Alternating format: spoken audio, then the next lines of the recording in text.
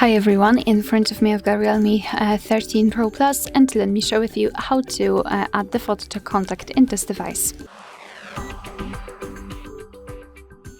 So let's start with opening your contact list, for example with the usage of the dialer. Find the contact you'd like to edit and tap on it, so I will choose this one, and tap on this edit icon, so the pencil icon.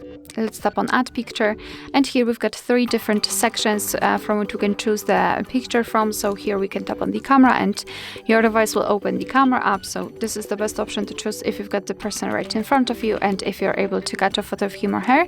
Here you've got the gallery, so you can choose something from previously taken photos.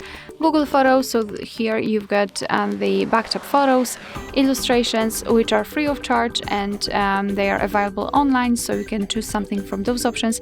It is especially useful if you do not have the photo of the of someone whose contact you'd like to customize. So after finding the photo or doing or making a photo, taking the photo, or choosing the illustration, simply tap on it. And now in this step, you can change the presets if you want to, and you can also crop the picture. So you can zoom it in or out. You can change the position of it, and thanks to this, you can decide what you will see after saving the whole contact, because basically this highlighted circle is responsible for it.